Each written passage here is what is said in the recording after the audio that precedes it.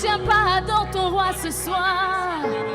Élève ta voix, célèbre le Dieu qui t'a sauvé, celui qui t'a lavé. Il est saint, il est saint, il est saint. Oh, tu es saint, Seigneur. Tu n'es pas comme les autres dieux. Toi, tu es saint, Seigneur. Alors que les autres dieux encouragent la luxure, l'idolâtrie, toi, tu es le Dieu saint, Seigneur. Je sais en qui j'ai cru. Je sais que j'adore le Dieu qui n'a pas de fin. Il s'appelle Jésus. Oh, oh, oh. Hey.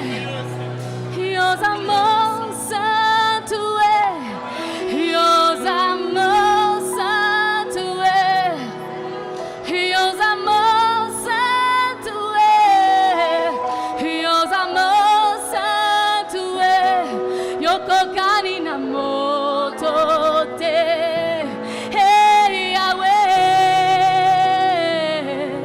yobongana bonzambe.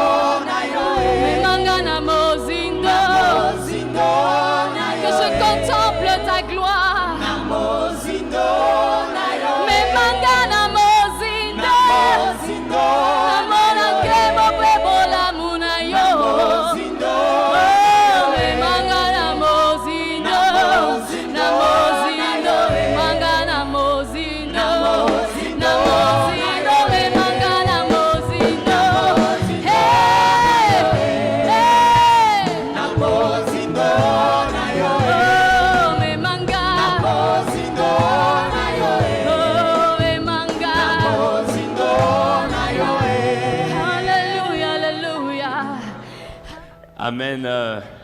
Maintenant, est-ce que quelqu'un peut m'aider à acclamer Jésus très, très, très, très, très, très fort?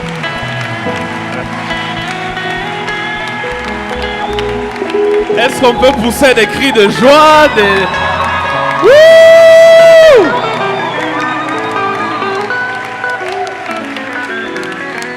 Alléluia! C'est pour lui que nous nous sommes tous réunis, n'est-ce pas? On peut se rasseoir, merci. Je bénis Dieu donc pour ce soir. Il y a une belle mélodie qui jouait là tout à l'heure. Je ne sais pas pourquoi vous l'avez arrêtée. Non, je disais, je bénis Dieu pour ce soir. Parce qu'on était là tout à l'heure le matin et puis on s'était donné rendez-vous pour le soir afin de commencer notre excellent thème, une jeunesse excellente. Et nous sommes en train de parler de l'excellence donc avec Dieu. Alors en introduction, vous savez, c'est toujours difficile d'introduire un message à un thème. On m'a même dit un jour que ceux qui corrigent, chez nous là-bas on appelle ça examen d'état, je ne sais pas ici, on appelle bac peut-être. C'est ça, bac? Examen d'état? Bac, ok. Ceux qui corrigent les bacs, parce que nous il y a une épreuve qu'on appelle dissertation de l'autre côté. Ça se fait aussi ici. Alors, je ne sais pas si c'est vrai ou faux. Un jour, on m'a dit que ceux qui corrigent les dissertations, ils ont tellement de copies à corriger qu'ils ne peuvent pas tout lire. Ils lisent généralement juste l'introduction. Deux fois, ça peut arriver qu'ils lisent et l'intro et la conclusion, mais le développement, il semble que deux fois, il y a tellement de copies qu'ils ne lisent pas. C'est pourquoi il faut toujours veiller sur son intro, n'est-ce pas? Et sur sa conclusion. Ce soir, je dois introduire. J'espère que ceux qui corrigent les copies des bacs ne sont pas ici.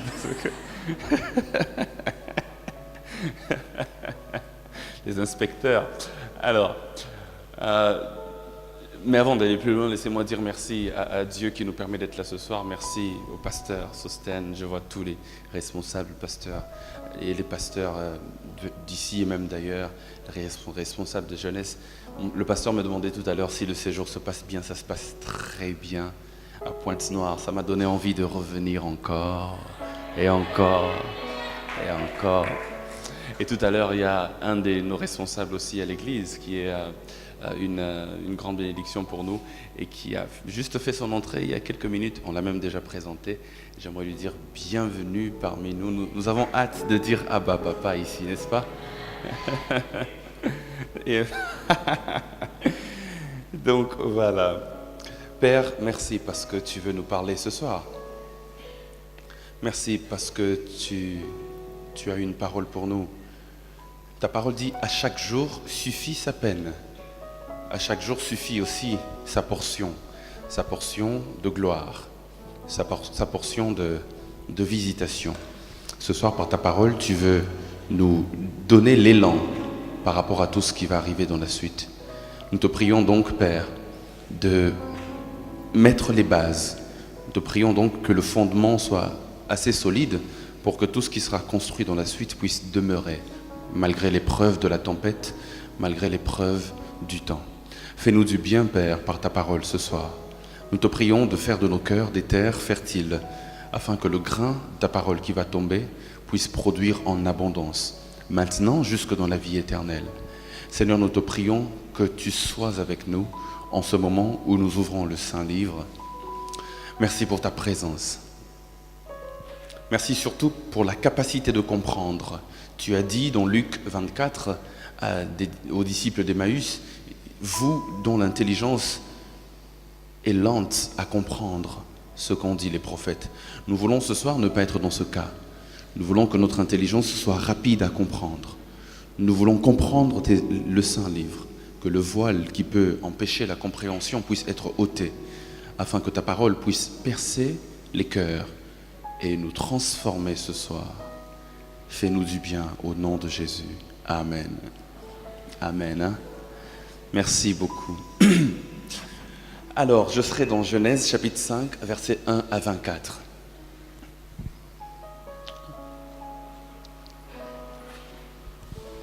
Genèse 5, 1 à 24.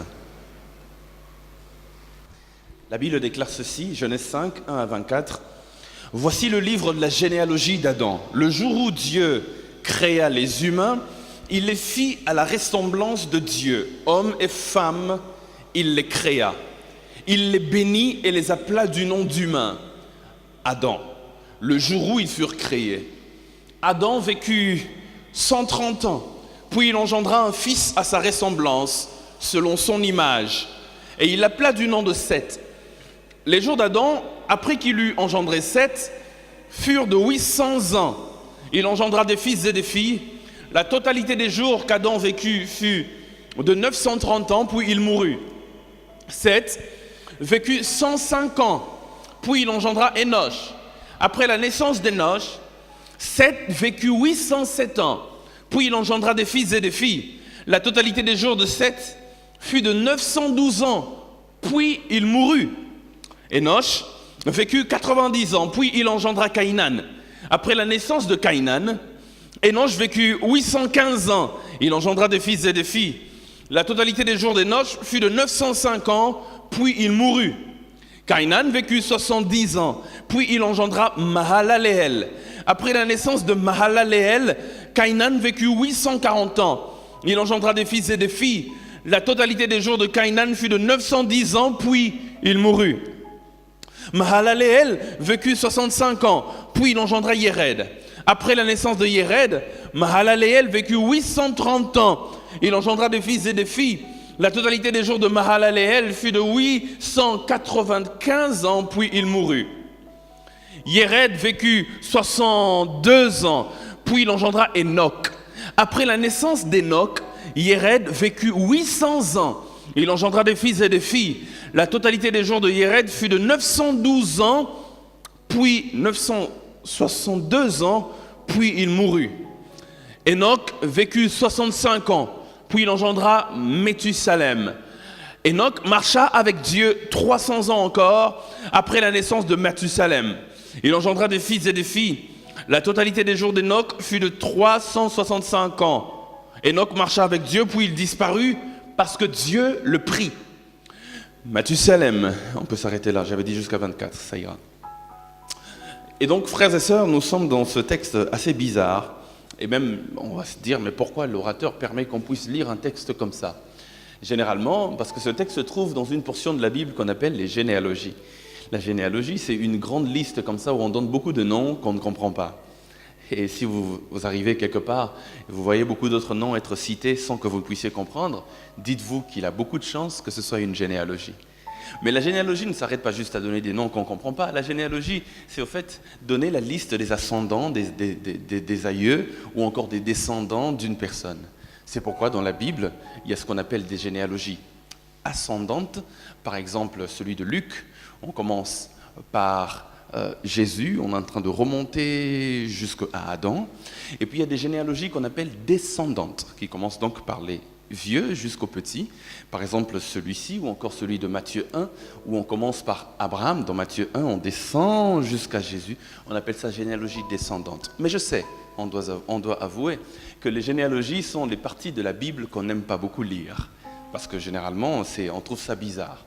Et on peut encore tolérer lire l'histoire de David et comment il a tué Goliath. On peut encore vouloir lire l'histoire de Samson et comment Delilah l'a fait tomber et puis comment Dieu l'a restauré. On peut encore vouloir lire l'histoire de Paul, comment il est tombé de son cheval. C'est intéressant. Parce que nous avons, nous avons de fois une pensée hollywoodienne. Nous aimons les fictions. Et nous, à chaque fois que nous lisons les Écritures, nous nous imaginons un film. C'est-à-dire que lorsqu'on se dit, par exemple, que Samson, on lui a coupé les cheveux, il y a une image qui se forme dans notre tête. On est en train de voir, évidemment, comment ça aurait pu se passer. Peut-être qu'il y avait un ciseau d'une taille grande ou petite, et puis on lui coupe les cheveux. Quelque part, on se fait une image lorsqu'on lit les Écritures. Lorsqu'on lit les Écritures, on se fait toute une fiction dans la tête. On se fait tout un film dans la tête. C'est pourquoi il est plus facile de lire un texte qui nous permet de faire le film. Par contre, lorsqu'on lit un texte comme celui-ci, où il n'y a que des noms qui sont cités, il n'y a que des noms qui sont cités, il n'y a que des noms qui sont cités, généralement, si vous êtes assez honnête avec moi, vous allez me dire, pasteur, moi quand j'arrive là, je saute jusqu'à ce que je vais trouver une histoire intéressante, n'est-ce pas? Généralement, quand on arrive dans ce genre de passage, on tourne juste la page. On tourne la page. À chaque fois que je dois parler de généalogie et que je dois introduire les généalogies, il y a cette histoire d'un prêtre catholique qui me revient toujours. On raconte l'histoire d'un prêtre catholique dans une église catholique. Il est en train de lire. Alors, vous savez, généralement, les catholiques, ils ont un système où, partout, dans toute leur congrégation, on prêche le même message. On lit le même texte. Alors ce prêtre-là, malheureusement, il est tombé sur la généalogie de Matthieu chapitre 1. C'était son jour où il devait prêcher, et où il devait donner la prédication, mais le texte choisi par, je dirais, leur concile, leur congrégation haute, je ne sais pas comment appeler ça, c'était Matthieu 1. Et puis le prêtre commence à lire, il dit « Ok, d'accord, l'homélie d'aujourd'hui sera dans Matthieu chapitre 1. » Et puis il ouvre. Et puis, il voit toute une liste de noms là. Il dit, ok, d'accord, ça commence bien. Généalogie de Jésus-Christ, fils de David, fils d'Abraham. Le prêtre commence à lire. Abraham engendra Isaac. Isaac engendra Jacob. Alors, dans sa tête, il se dit, mais dans quoi je suis là? Bilia Kinga Bikoki, Jacob engendra Judas et ses frères. Judas, avec Tamar, engendra Pharez et Zara. Pharez engendra Esrom. Et puis sa voix était forte au départ, mais plus il lisait, plus sa voix commençait à diminuer. Il dit, Esrom engendra Aram. Aram engendra Aminadab.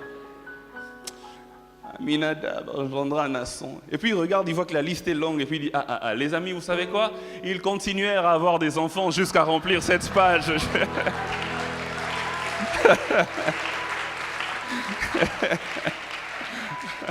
Et ils continuèrent à avoir des enfants. Ils disent, oh non, c'est bon ça. Alors généralement c'est comme ça, on dit, ok, il a eu des enfants, ok, super. Mes frères et sœurs, il y a tellement de richesse dans les généalogies. À un moment donné, j'ai passé presque 6 mois de ma vie en train de lire seulement les généalogies de la Bible. Et vous allez vous rendre compte que dans ces listes des noms qui sont bizarres, il y a quand même des choses à tirer. C'est pourquoi la Bible dit « Toute écriture est inspirée de Dieu ». Toute écriture, même celle qu'on ne comprend pas, même celle qui est bizarre, est inspirée de Dieu. Pourquoi le Saint-Esprit a-t-il permis qu'il y ait une liste de personnes dont on ne connaît pas l'histoire? Pourquoi le Saint-Esprit a-t-il permis qu'il y ait une liste de gens comme ça? Si je vous dis qui était Mahalaleel, vous n'avez aucune idée. La Bible ne parle même pas de lui. Était-il un homme bon? Était-il un homme méchant? Était-il un sacrificateur? Était-il un prophète? Était-il un chantre? On ne connaît même pas son histoire, mais la Bible parle de lui, Mahalaleel. Pourquoi la Bible insiste sur des noms comme ça? Frères et sœurs, dans ces listes bizarres, il y a de fois des hommes et des femmes qui, eux, se sont distingués de manière particulière et qui ont excellé avec Dieu. C'est pourquoi en introduction, j'aimerais qu'on voit le cas d'Enoch ce soir. Le sous-thème que je nous propose, c'est Enoch marcha avec Dieu. Enoch marcha avec Dieu. Enoch marcha avec Dieu. Je vous avais promis le matin que ce soir, je serais un peu spirituel, je toucherai aux choses spirituelles. Par contre, demain, nous reviendrons un peu sur terre. Mais ce soir, permettez-moi de poser la base, de dire le plus important, parce que si tout doit s'arrêter ici, alors il faut dire le plus important ce soir. Enoch marcha avec Dieu. Il marcha avec Dieu. Et même lorsqu'on dit qu'une jeunesse excellente avec Dieu, l'excellence avec Dieu, pour moi aujourd'hui, c'est le avec Dieu là qui m'intéresse. En cette introduction, ce n'est pas d'abord l'excellence qui m'intéresse. Dans cette introduction, c'est ce qui vient après excellence dans notre thème, c'est avec Dieu. Parce que ça se fait avec Dieu. Alléluia. Parce que toute excellence qui est excellence sans Dieu n'est plus excellence. Il faut que ce soit avec Dieu pour qu'on dise que c'est excellent. C'est pourquoi Enoch ne marcha pas seulement. Tout le monde marche. De toute façon, après avoir rampé pendant quelques mois, on commence à marcher. Mais la Bible dit Enoch marcha avec Dieu. Parce que frères et sœurs, la réussite dans la vie, ça ne devient pas seulement une question de flou dans mes yeux pour ne pas vous voir. La réussite dans la vie ne devient pas seulement une question de potentialité naturelle. La réussite dans la vie ne devient pas seulement une question de stratégie qu'on a eu à développer durant des années et des années. La réussite dans la vie, vivez assez longtemps, vous saurez, la réussite dans la vie, c'est aussi question de connexion et question d'alliance. C'est pourquoi, frères et sœurs, si nous voulons réussir dans ce monde, dans chaque aspect de notre vie, il nous faut être en alliance avec l'Éternel. Lorsqu'on dit Enoch marcha avec Dieu, ça relève 4 notions. Ça relève la notion de l'alliance avec Dieu. Ça relève la notion de la connexion avec Dieu. Ça relève la notion de l'intimité avec Dieu. J'irai même plus loin, lorsqu'on dit Enoch marcha avec Dieu, ça relève de la notion de l'amitié avec Dieu. Restez avec moi dans cette introduction juste pour vous dire que dans l'introduction de mon introduction, lorsque vous lisez les Écritures, vous allez vous rendre compte, frères et sœurs, que la Bible parle généralement de 4 dimensions de la marche lorsque c'est associé à Dieu. Le verbe marcher dans la Bible est utilisé plus d'une centaine de fois. Allez-y compter. Vous allez vous rendre compte que les enfants d'Israël, pour arriver dans la terre promise lorsqu'ils ont quitté l'Égypte, ils étaient obligés de marcher. Ils n'ont pas couru, ils étaient obligés de marcher selon le rythme que donnait la colonne de nuée ou la colonne de feu. Ils étaient obligés de suivre le mouvement de la nuée, de marcher juste dans la terre promise. Jésus, combien de fois n'a-t-il pas marché pour aller d'une ville vers une autre ville ? Il marchait avec ses disciples. Les gens dans la Bible, eux tous, d'une certaine manière, ont eu à marcher. Mais le verbe marcher dans la Bible, lorsqu'il est en connexion avec Dieu, il est utilisé de 4 manières et il donne 4 informations importantes. Et ces 4 informations nous donnent 4 dimensions de notre relation avec Dieu. Lorsque le verbe marcher est utilisé en rapport avec Dieu, Colossiens chapitre 2, verset 6 dit « marcher en Dieu ». Les versions françaises disent « vivez en Dieu ». Mais j'aime la version King James en anglais qui dit « walk in God », qui veut dire « marcher en Dieu ».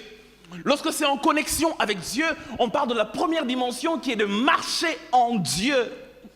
Marcher en Dieu veut dire, vous, en tant que membre du corps, vous devez dépendre de la tête qui donne l'impulsion de chaque mouvement. Marcher en Dieu, c'est une notion de dépendance à Dieu qui est la tête, qui est le chef. Et nous qui sommes le reste du corps, tout mouvement que nous faisons doit être en synchronisation avec les informations qui viennent de la tête.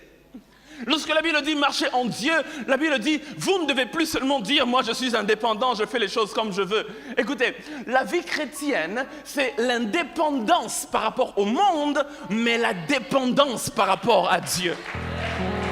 Marcher en Dieu veut dire la tête vous donne l'impulsion et obéissez à ce que la tête vous dit. Si vous lisez dans le contexte, il parle de Dieu qui est la tête et de nous qui sommes le corps. Frères et sœurs, il dit marchez en Dieu.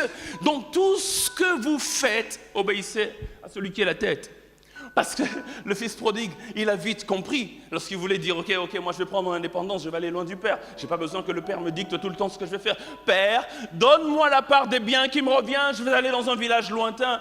Il est parti, après il s'est rendu compte que la vraie indépendance, c'est être dépendant du Père. Il est vite revenu à la source. Il dit non, j'ai essayé mais je n'ai pas pu, laissez-moi revenir vers le Père. Alléluia. Marcher en Dieu veut dire dépendre de lui. La deuxième dimension, à part Colossiens 2,6 qui dit marcher en Dieu, la deuxième dimension c'est ce dont Dieu parle lui-même à Abraham dans Genèse, chapitre 17, verset 1. Il dit à Abraham, marche devant moi. D'autres versions disent, marche devant ma face. Ainsi, on peut marcher en Dieu, on peut marcher devant Dieu. Il dit, marche devant ma face et sois intègre. Marche devant ma face et fais ce qui me plaît.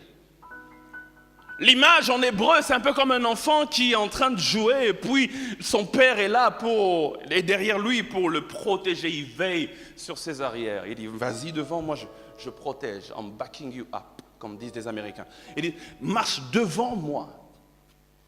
C'est un peu comme une couverture. Couvre-moi, je suis en train d'y aller. Pour ceux qui ont fait un peu, qui ont été dans l'armée à un moment donné, vous pouvez vous rendre compte, généralement dans les missions de guerre, lorsque vous devez aller peut-être d'un coin vers un autre, mais que vous êtes dans un espace non protégé, il n'y a pas de barrière qui peut empêcher à l'adversaire de vous voir. C'est-à-dire que si vous marchez, si l'adversaire est peut-être sur un immeuble, il peut bien vous voir et vous abattre. Généralement, avant d'aller de cet endroit vers un autre endroit, par crainte, on dit à ses amis, couvre-moi, je suis en train d'y aller. C'est-à-dire pendant que toi tu es en train de partir, lui il est en train de tirer au-dessus pour distraire les adversaires et pour que toi tu vois. C'est ça un peu l'image. C'est-à-dire en fait, sois une protection pour moi. Il dit, marche devant ma face et sois intègre. La troisième dimension, c'est dans Deutéronome chapitre 13, verset 4. Ou verset 5. J'ai lu plusieurs versions, je me suis rendu compte que ça dépend des versions. Dans certaines versions, c'est Deutéronome 13, 4. Dans d'autres versions, c'est Deutéronome 13, 5. Mais bon, disons juste 4 à 5. Comme ça, vous allez trouver cela, peu importe la version. Marcher derrière Dieu. Là, il ne s'agit pas de marcher en Dieu. Il ne s'agit pas de marcher devant Dieu, mais il s'agit de marcher derrière Dieu. C'est-à-dire que c'est Dieu maintenant qui est devant et vous, vous êtes derrière. Dieu donne l'impulsion. Quand Dieu va à gauche, vous allez à gauche. Quand Dieu va à droite, vous allez à droite. Ça, c'est la dimension du serviteur qui doit faire tout ce que le maître lui demande de faire. Suivre les mouvements du maître en synchronisation. Quand vous sentez que le maître a bougé, vous le suivez. Parce que vous êtes ses serviteurs. Vous faites ce que le maître vous dit de faire. La quatrième dimension, c'est celle d'Enoch, et même de Noé. La Bible dit cela d'Enoch, dans Genèse chapitre 5, verset 22, et même 24, qu'on a lu tout à l'heure. La Bible dit, Enoch marcha avec Dieu. Noé, dans Genèse 6, 9, la Bible dit aussi, Noé marchait avec Dieu. Ça, c'est la quatrième dimension. Ainsi, nous avons marché en Dieu, la notion de dépendance. Marcher devant Dieu, la notion de l'enfant qui est protégé par le Père. Marcher derrière Dieu, la notion du serviteur qui suit le maître. Mais ensuite, marcher avec Dieu, qui est la quatrième dimension de notre relation avec Dieu. C'est la relation, la notion de l'amitié avec Dieu. Là, ce n'est plus l'enfant ni le serviteur, c'est l'ami. Je marche avec Dieu. Là, personne n'est devant, personne n'est derrière. On est au même niveau, en pleine communion, et nous marchons ensemble. Et la Bible dit, Enoch marcha avec Dieu. Il marchait avec Dieu, c'est pourquoi Dieu l'a traité différemment. Et la Bible déclare, Enoch, pendant que tout le monde, il y a comme un leitmotiv, et il mourut, et il mourut. Ça revient comme un refrain, et il mourut, et il mourut. Adam, et il mourut, tel, et il mourut, tel autre, et il mourut, tel autre, et il mourut. Mais quand on arrive à Enoch qui a marché avec Dieu, la Bible ne dit pas, et il mourut. La Bible dit, et Dieu le prit, parce qu'il était agréable à Dieu. Lorsqu'on marche avec Dieu, on devient une exception dans la règle. Lorsqu'on marche avec Dieu, même lorsque tout le monde meurt, toi, ton cas est différent. Même lorsque tout le monde est malade, toi, ton cas est différent. Même lorsque personne ne peut avoir des enfants dans ta famille, toi, ton cas est différent. Même lorsque tout le monde est médiocre, toi, tu excelles parce que tu marches avec Dieu. Quelqu'un dit Amen. Dieu fait de nous une exception à la règle. Enoch a été enlevé.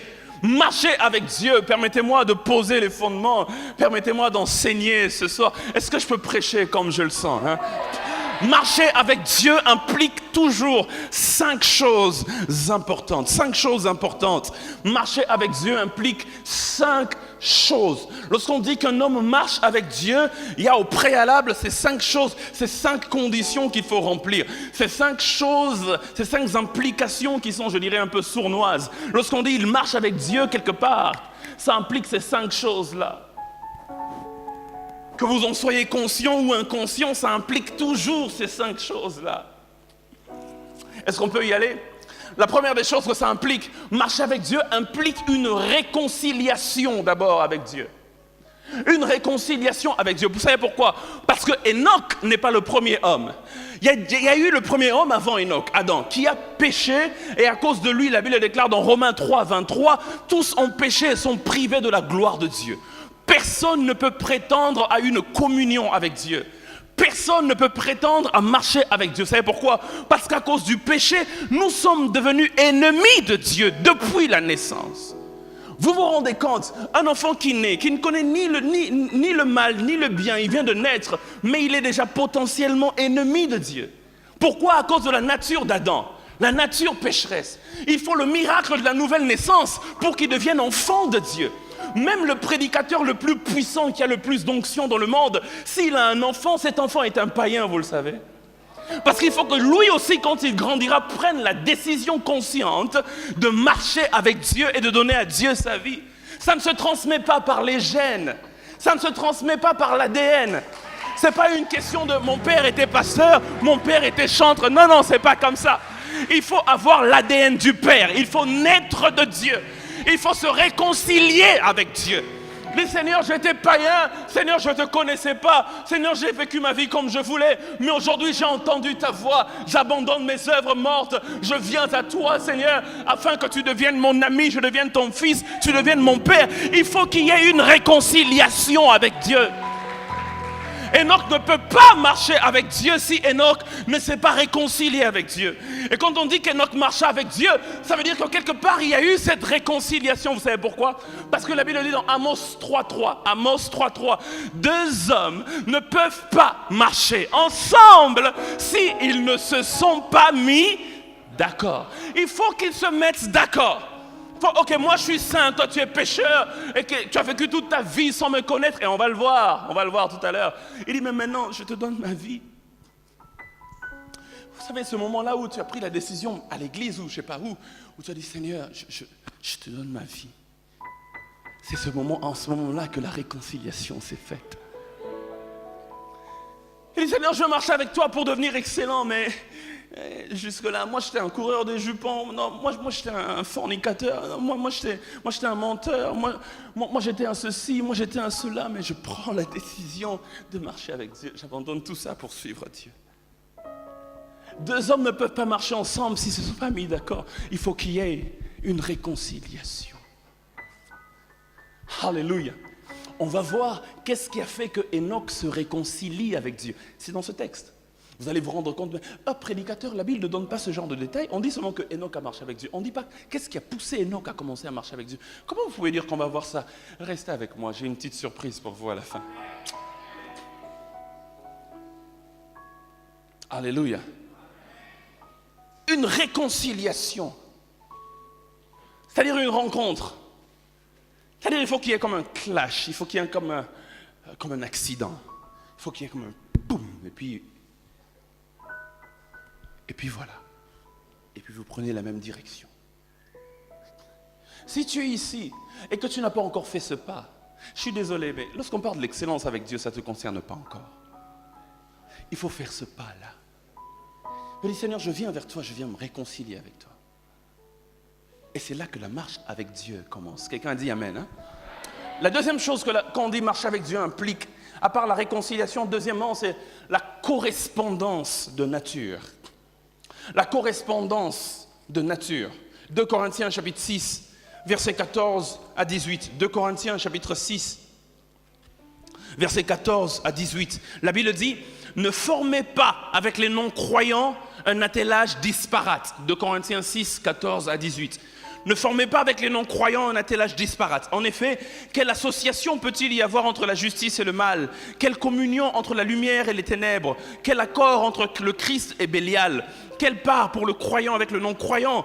Quel contrat pour le sanctuaire de Dieu avec les idoles? En effet, nous sommes le sanctuaire de Dieu, du Dieu vivant. Ainsi que Dieu l'a dit, j'habiterai et je marcherai au milieu d'eux. Je serai leur Dieu. Et eux, ils seront mon peuple. Aussi, sortez du milieu d'eux. Et séparez-vous, dit le Seigneur. Ne touchez pas ce qui est impur. Et moi, je vous accueillerai. Je serai pour vous un père. Et vous serez pour moi des fils et des filles, dit le Seigneur le Tout-Puissant. Amen. Hein? Marche avec Dieu veut dire une correspondance de nature. Il dit, il n'y a pas de commune mesure entre la lumière et les ténèbres. Il dit, si Dieu est lumière, vous ne pouvez pas être fils des ténèbres et puis prétendre marcher avec Dieu. Non! Il faut que vos natures puissent correspondre. La Bible déclare, ils ont cru en la lumière, c'est pourquoi ils ont été appelés fils de la lumière. Il faut que vous ayez la même nature que votre Père. Si votre Père est saint, vous ne pouvez pas prétendre marcher avec Dieu alors que vous vivez dans le péché. Si votre Père est saint, il faut que vous soyez saint comme votre Père. C'est pourquoi il dit, vous serez saints comme moi je suis saint.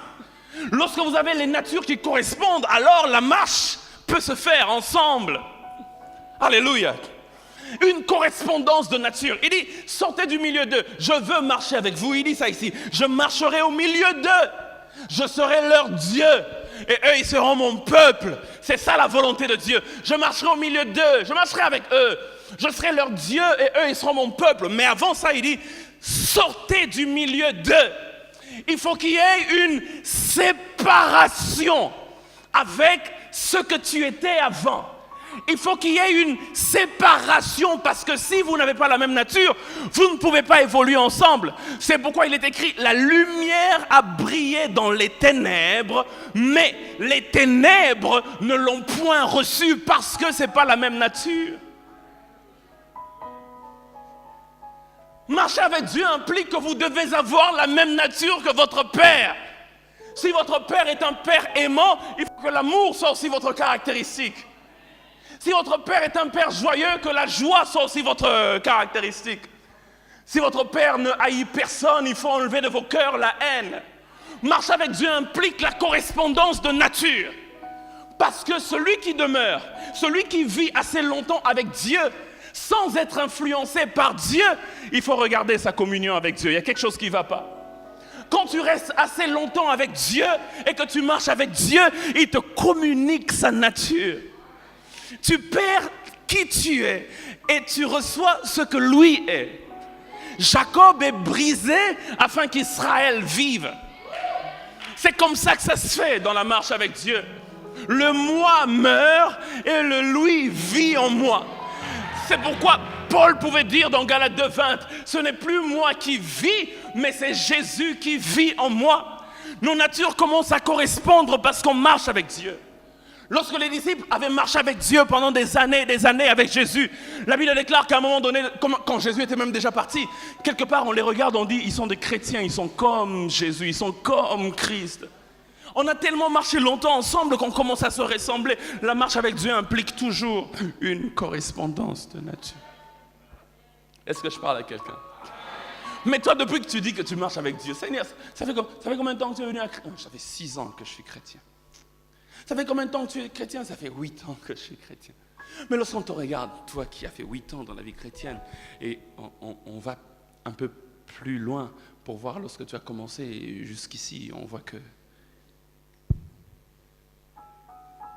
il n'y a pas grande différence. Alléluia. Alléluia. Est-ce que vous êtes en train de me comprendre? Parce que plusieurs sont derrière Dieu en train de suivre Dieu. Mais ils n'ont pas fait le pas pour venir à côté de Dieu, pour dire, influence-moi assez pour que nous ayons la même nature. Marcher avec Dieu, ça implique toujours une troisième chose. Et c'est Jean qui le dit maintenant. Dans 1 Jean chapitre 1, versets 6 à 7. Est-ce que vous êtes là? Si vous êtes là, dites un bon amen. Dans 1 Jean 1, 6 à 7. 1 Jean chapitre 1, versets 6 à 7. C'est Jean qui dit, il dit, celui qui dit demeurer en lui doit marcher aussi comme lui a marché. Bien-aimés, ce n'est pas un commandement nouveau que je vous écris, mais un commandement ancien que vous aviez dès le commencement. Ce commandement ancien, c'est la parole que vous avez entendue. Marcher avec Dieu implique, selon Jean ici, marcher selon ses commandements. Marcher selon les commandements de Dieu. Je ne vais pas insister sur ça longtemps, parce que ça rentre un tout petit peu avec ce que j'ai dit précédemment. Marcher avec Dieu veut dire quatrièmement, un peu ce que j'ai dit tout à l'heure, la journée, avant qu'on vienne ce soir. Marcher avec Dieu implique quatrièmement, soumettre sa volonté à la volonté de Dieu. Lorsqu'on marche avec Dieu, deux fois il te dit, ok, allons à gauche. Deux fois il te dit, bon, on va s'arrêter ici pendant 2 ans. Marcher avec Dieu, c'est pas, oh non Seigneur, lève-toi, non, continuons le chemin. Marcher avec Dieu veut dire soumettre sa volonté à la volonté de Dieu. C'est-à-dire, dire Seigneur, je suis ton serviteur, qu'il me soit fait selon ta volonté. Je ne vais pas insister sur ça longtemps parce que j'ai parlé de ça en long et en large tout à l'heure à 12h30. Mais marcher avec Dieu, c'est cela. C'est-à-dire qu'il y a 2 volontés qui doivent marcher ensemble. Il faut que l'une d'entre elles puisse baisser et que l'autre puisse croître afin que la marche se fasse bien. Et la volonté qui doit se soumettre, ce n'est pas celle de Dieu. Parce que ce n'est pas à nous de diriger Dieu, mais c'est à Dieu de nous diriger. Marcher avec Dieu implique ça aussi. Ça veut dire soumettre sa volonté à la volonté de Dieu. Et c'est l'une des choses les plus difficiles à faire dans la vie chrétienne. Dans la vie, en général, c'est l'une des choses les plus difficiles. Dire, ok, j'ai une vision, j'ai un rêve, c'est ce que je veux. C'est là que je veux aller. C'est ceci que je veux manger. Après, Dieu dit non, à ça. Un jour, le pasteur Roland raconte une histoire. Il dit il venait d'une retraite de, je pense, 1 semaine. Et puis bon, évidemment, sa femme lui manquait, et puis il manquait aussi à sa femme. C'est normal, il était allé loin pendant 1 semaine. Il a jeûné pendant 1 semaine. Et puis après, il sort de la retraite. Pendant qu'il sort de la retraite, il appelle sa femme. Dès qu'il sort, en fait, il appelle sa femme. Elle dit, alors chérie, j'ai fini la retraite, je suis en train d'arriver. Mais j'ai tellement faim, j'ai jeûné 1 semaine.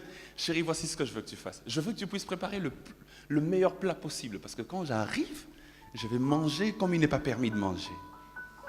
Et puis sa femme dit, oh chérie, merci, j'attends que tu viennes et tout. Vous savez comment les femmes sont et tout. Hein.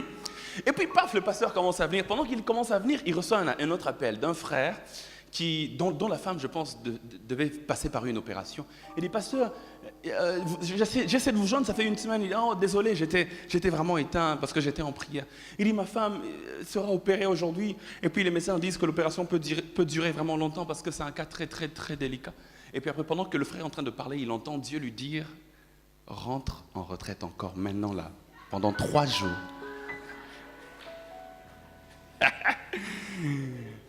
Pour ce frère. Bon, maintenant, imaginez, que va-t-il dire à sa femme? Parce que le repas est déjà en train d'être préparé et tout, les sacrifices sont déjà en train d'être faits et tout. Et puis, chérie, Dieu me dit que je dois encore aller en retraite pendant 3 jours. Ah! Je suis sûr que si c'était toi comme femme, il y aurait eu une grande guerre ce soir-là. Mais marcher avec Dieu, c'est cela. Seigneur, voici ce que je veux. Regarde, c'est ce que je veux, mais tu es le maître, je suis ton serviteur. Qu'il me soit fait selon ta... Ah, cette volonté n'est pas toujours facile, n'est-ce pas? Marcher avec Dieu implique une 5e chose. Marcher avec Dieu implique une communion spirituelle avec Dieu.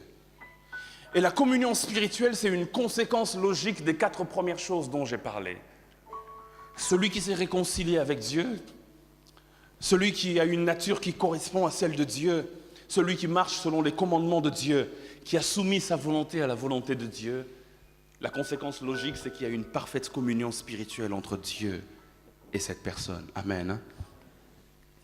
Cette communion spirituelle se cultive par une vie de prière, par une vie de méditation de la parole de Dieu, une vie d'adoration, de contemplation de Dieu. Une vie de communion avec le Saint-Esprit, de rapprochement, d'intimité avec Jésus-Christ. Quiconque marche avec Dieu doit savoir que ça implique aussi une communion spirituelle. Enoch marcha avec Dieu. Enoch a marché avec Dieu.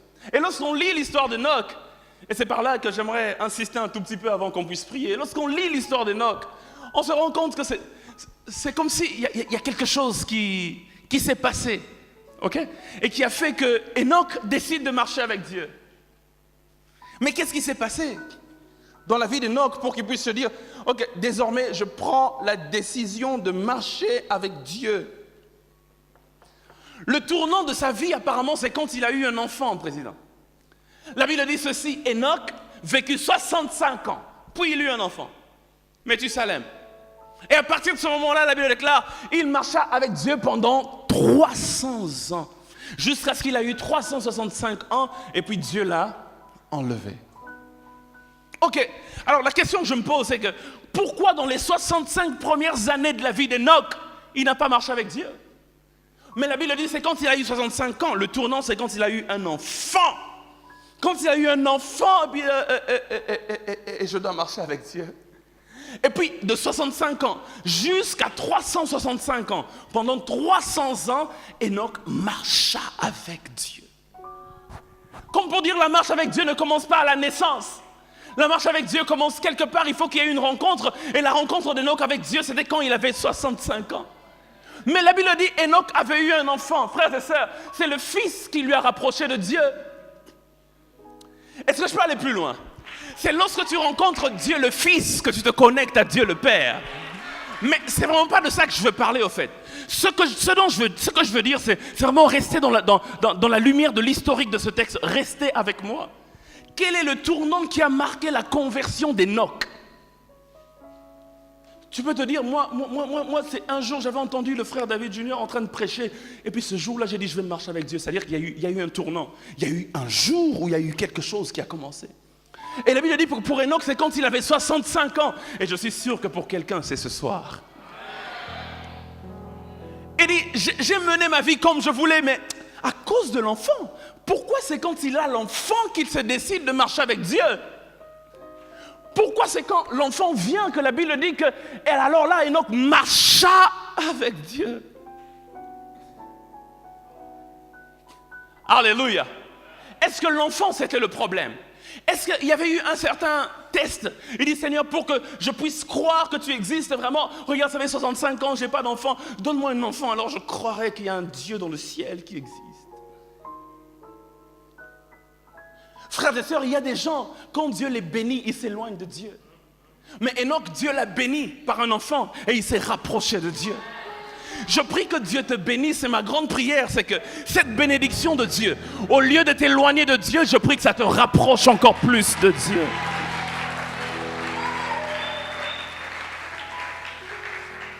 Alléluia. Dans la vie, il y a deux types de personnes différentes, hommes de Dieu. Il y a des Enoch et puis il y a des Noé. La Bible dit d'Enoch, Enoch marcha avec Dieu. La Bible dit de Noé, Noé marcha avec Dieu.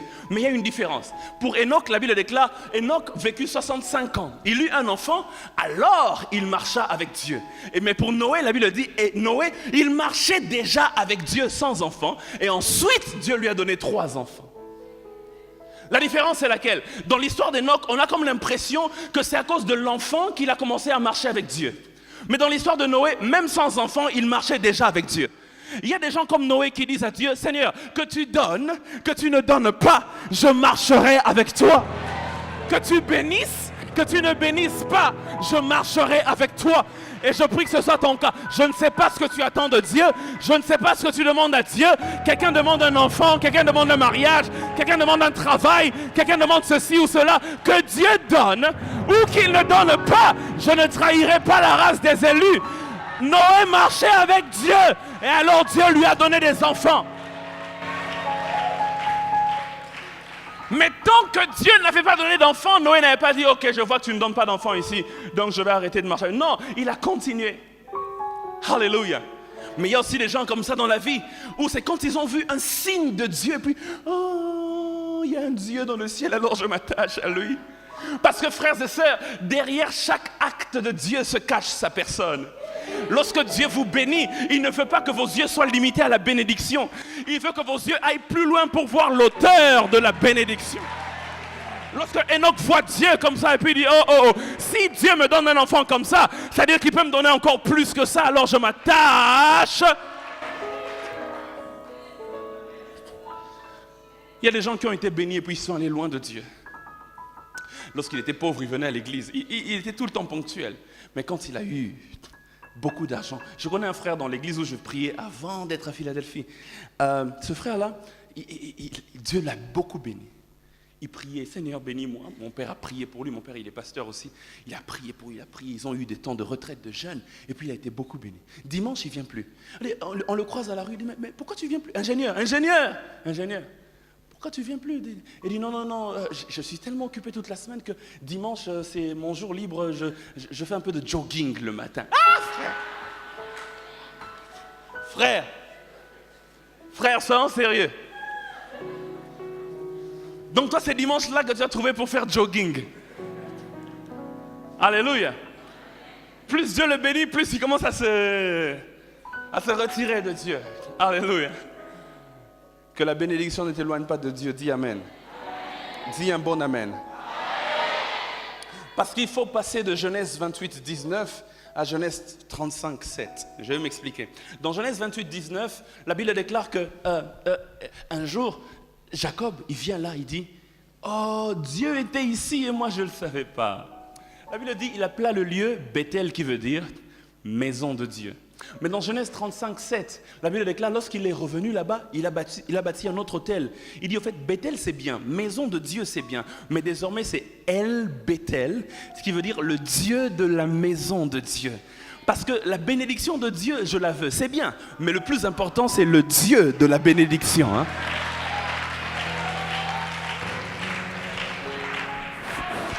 Le plus important, c'est le Dieu de la bénédiction.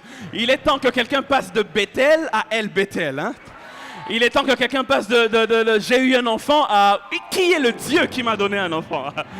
Il est temps que quelqu'un passe à j'ai eu un bon mari par qui est le Dieu qui m'a donné un bon mari. Que la bénédiction de Dieu te fasse arriver au prochain niveau de la révélation. Et le prochain niveau de la révélation, c'est la rencontre avec Dieu lui-même.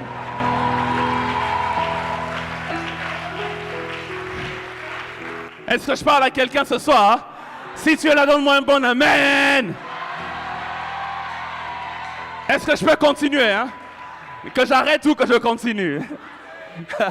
La Bible déclare El Bethel. Il est arrivé là. Il dit non, c'est bon maintenant. Mais revenons un peu à Enoch. 65 années de paganisme. Écoutez, Enoch, ici, il est né. Là, à l'extrême droite, là. Et puis après, il arrive ici, il a 65 ans. Et c'est ici que le tournant se fait. Et puis d'ici jusqu'à la fin de sa vie, quand il a été enlevé, il marche avec Dieu. Qu'est-ce qui s'est passé? Qu'est-ce qui s'est passé? Le tournant, c'est quand il a eu un enfant. Mais écoutez, l'enfant avait un nom, n'est-ce pas? L'enfant s'appelait comment? C'est dans nos Bibles. Méthusalem. Et c'est Enoch lui-même, vraisemblablement, qui donne le nom à l'enfant. Il dit, ok, celui-ci, on l'appellera Méthusalem. Méthusalem veut dire quoi? En fait, le tournant, c'est quand il a eu l'enfant, évidemment. Mais l'enfant est venu avec une révélation. Parce que pour se connecter à Dieu, des fois, on a besoin d'une révélation. C'est pourquoi Paul dit ceci. Il dit, Jésus, nous le connaissions autrefois selon la chair, mais désormais, nous le connaissons selon l'esprit de vérité. Il veut dire, on m'a parlé de Jésus, mais je persécutais l'Église. Je connaissais Jésus, mais je persécutais quand même l'Église. Mais quand l'Esprit m'a révélé qui est vraiment Jésus, alors je me suis rendu compte que non, il n'est pas seulement un juif comme les autres. Lui, c'est le Seigneur des Seigneurs. C'est-à-dire, en fait, il faut qu'il y ait une révélation. Alors, Enoch a eu une révélation, et la révélation l'a poussé à appeler son fils Méthusalem. Est-ce que vous savez ce que Méthusalem veut dire? Méthusalem veut dire en hébreu, quand il mourra, ça arrivera. Écoutez, il a son enfant. Enoch, j'imagine dans le quartier, les papas du quartier. Oh Enoch, félicitations, mais comment s'appelle ton enfant? Mon enfant s'appelle, quand il mourra, ça arrivera. C'est ça que veut dire Méthusalem. Je n'invente rien. C'est ça que veut dire Méthusalem. Maman na Méthusalem, ngayo maman. Moi na roye nani, moi na nga tanga kufa egoya.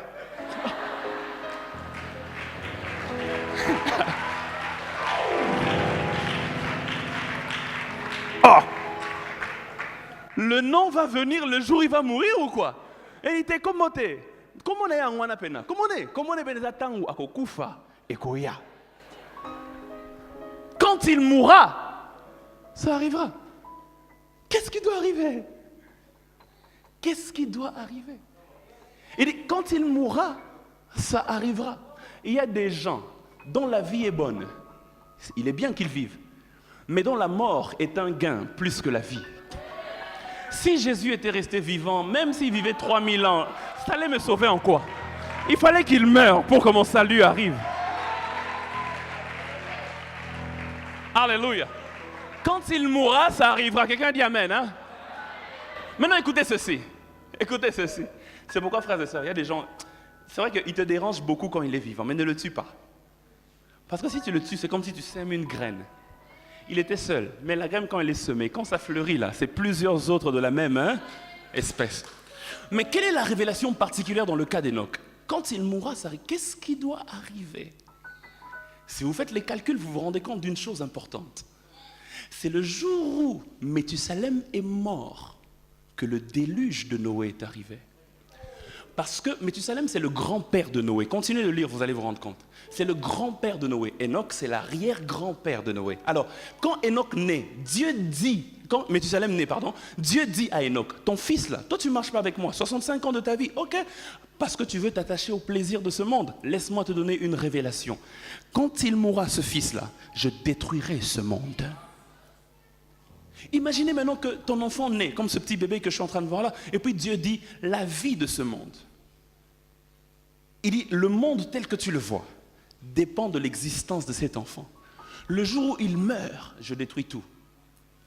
Maintenant, imaginez qu'on vient te dire, et non, on a na classe babunda qui va mettre les kofi à quoi il m'a calé à l'hôpital. Eh bien,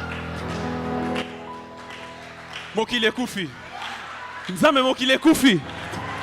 Nzambe baby.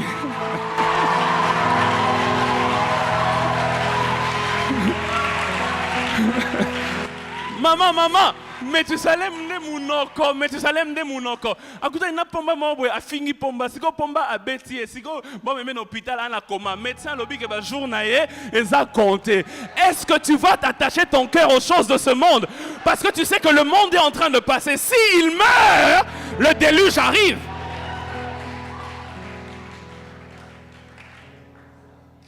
Enoch a eu la révélation que le monde tel que nous le voyons n'est pas éternel. Le monde et ses plaisirs finiront par passer. Alors il dit, ok, j'ai marché 65 ans sans Dieu. Pour ce monde qui va passer, je préfère m'attacher à l'éternel plutôt qu'au temporel. Je préfère m'attacher au Dieu des armées plutôt qu'à ce qui va passer. Dieu dit à Enoch, il dit, moi je ne passerai jamais, mais le monde là, Gucci passera, le mariage passera, tout ce que tu veux là passera, les ballerines passera, Louboutin passera. Il y a même des filles qui perdent leur virginité à cause de iPhone. iPhone va passer, Samsung va passer. Il dit, mais moi Dieu je ne passerai pas. C'est pourquoi comme Enoch, je m'attache à l'éternel. Je dis je m'attache à l'éternel. Je dis, je m'attache à l'éternel. Il dit, la gloire de ce monde est éphémère. Le diable a dit à Jésus, prosterne-toi ici, et je te donnerai tout le royaume de ce monde et leur gloire. Jésus regarde et dit, c'est éphémère. Jésus a vu les choses comme Enoch. Il dit, un jour, ça va passer. Un jour, Dieu va tout détruire. S'il ne détruit pas par les eaux, il détruira par le feu. Mais un jour il va tout détruire. Ça ne sert à rien que je perde mon salut à cause des choses de ce monde. Ça ne sert à rien que je perde mon salut à cause des avantages temporaires de ce monde. La Bible parle de Moïse. La Bible dit Moïse, lorsqu'on lui a proposé d'être le fils de la fille de Pharaon, la Bible dit il refusa d'être appelé fils de la fille de... Pourquoi? Parce qu'il estimait les souffrances du Christ être d'un prix plus grand que la gloire temporaire, éphémère de l'Égypte. Le problème, frères et sœurs, avec Ésaü et Jacob, c'est lequel? Jacob a regardé aux choses éternelles, le droit d'aînesse, les choses qui durent. Ésaü a regardé aux choses temporelles. Donne-moi une soupe de lentilles, j'ai faim. Maintenant là, ton droit d'aînesse là, ça va pas me nourrir, prends-le. Mais on voit dans la suite, beaucoup de gens néglige l'éternel à cause du temporel. Il s'attache aux choses de ce monde qui passent, au lieu de s'attacher au Dieu qui ne passera jamais. Il dit, Enoch, 65 ans, tu marches sans moi, le monde passera. Jésus maintenant dit à ses disciples, il pose une question un jour, il dit, à quoi sert-il à un homme de gagner ce monde s'il perd son âme? Il dit, à quoi sert-il à un homme maintenant? Et maintenant, à quoi sert-il? Écoutez, à quoi sert-il de rester attaché à ces choses qui passent? À quoi sert-il à un homme? Seigneur, est-ce que ce n'est pas important pour les choses qu'il y a dans ce monde? Dieu nous les donnera pour nous accompagner dans notre pèlerinage sur terre. Quand Dieu se rend compte que tu auras besoin d'une voiture pour prêcher l'évangile, Dieu te donnera même des conteneurs de voitures. Dieu peut te donner toute une nation. Il dit, mais non, le pointe noire là, ça t'appartient, je te donne ça. Notre Dieu est capable de le faire. Mais n'attache pas ton cœur aux choses de ce monde, jusqu'au point de perdre ton éternité à cause des choses de ce monde. Enoch dit, désormais je m'attache au Dieu qui ne passe pas. Parce que, écoute, Dieu pour réduire la valeur du monde, il la met dans la vie d'un enfant. Quand lui mourra, le monde mourra avec lui.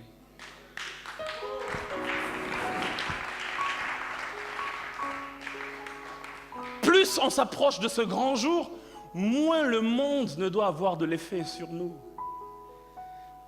Malheureusement, en Israël, il y avait une fête qu'on appelle la fête de Jubilé. À la fête de Jubilé, tous ceux qui étaient débiteurs, et par exemple, j'ai pris 5 000 francs, ou disons 5 000 $, auprès du frère David Junior. Et puis après, ou bien je prie un objet qui coûte 5 000 $, hein, peut-être sa voiture ou quelque chose de valeureux. Et puis, mais j'arrive pas à payer. Il a le droit de me mettre en prison. Ok? Il me met en prison parce que j'ai pas payé. Et maintenant, au jubilé, tous ceux qui avaient des dettes, les dettes tombaient. Même si ta dette était de 100 millions de $, ce jour-là, il y avait, quand la trompette sonnait, pou, pou, pou, pou, pou, pou, compteur à, c'est-à-dire que je n'ai plus ta dette. Maintenant, imaginez comment ça, c'est comme ça que ça se faisait en Israël. C'est-à-dire que tout est fini. S'il y avait ça aujourd'hui, ça serait bien. Hein? Au définora et l'homme mounene 2 mois avant les jubilés. Et puis au petit tourne à Brazzaville, 2 mois et coquille aux ongles la pointe noire.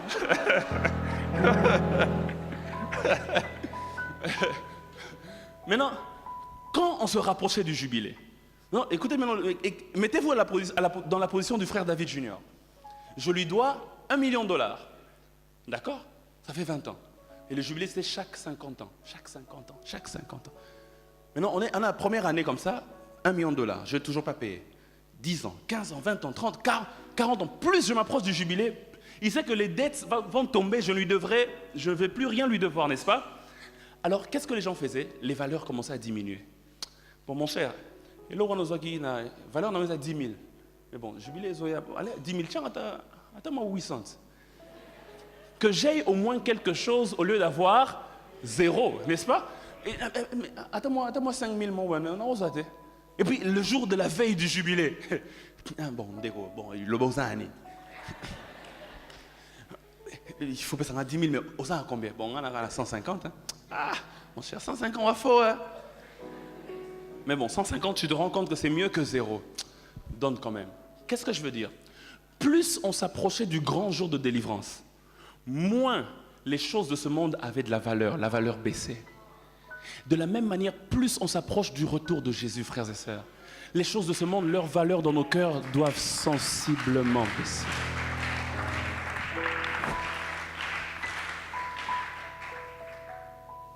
Enoch marcha avec Dieu.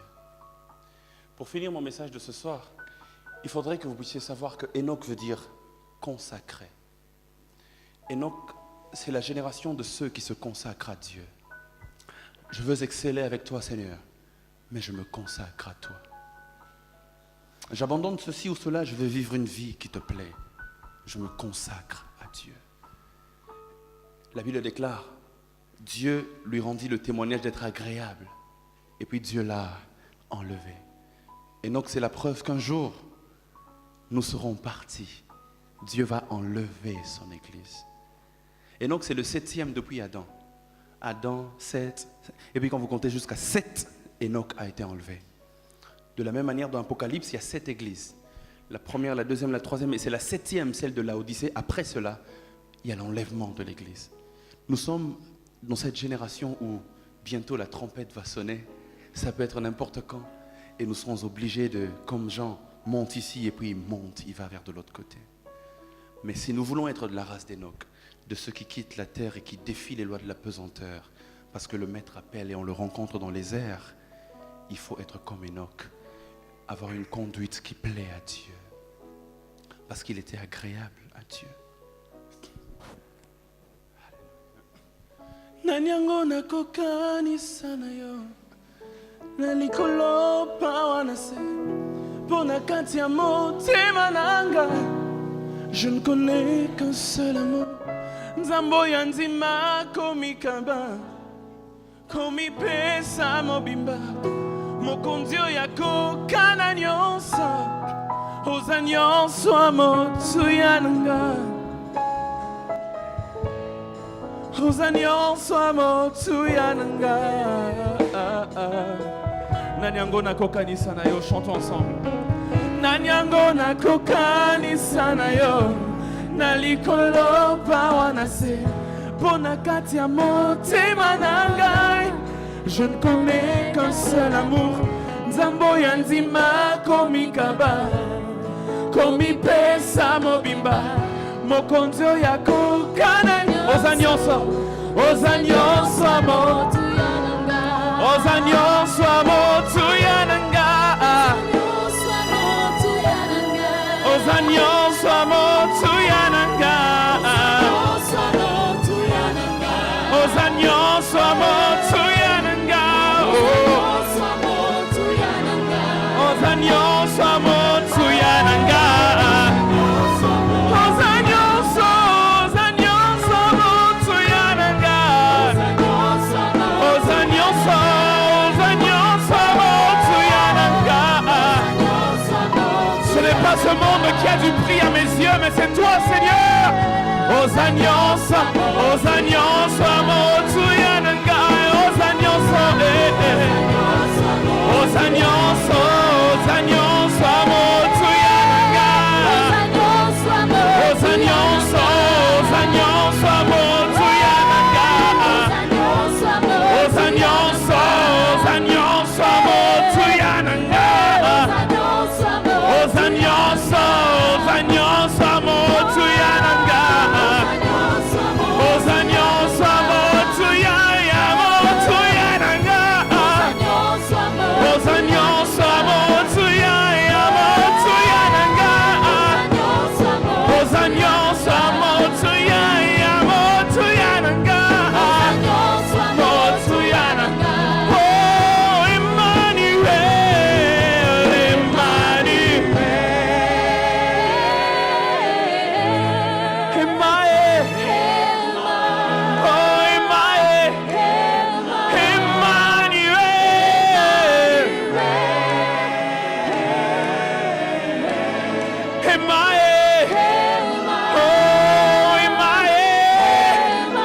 Emmanuel, oh Emmanuel, c'est parmi nous, Emmanuel, oh Emmanuel, réponds ta gloire, Emmanuel, oh Emmanuel, je n'ai que toi, Emmanuel,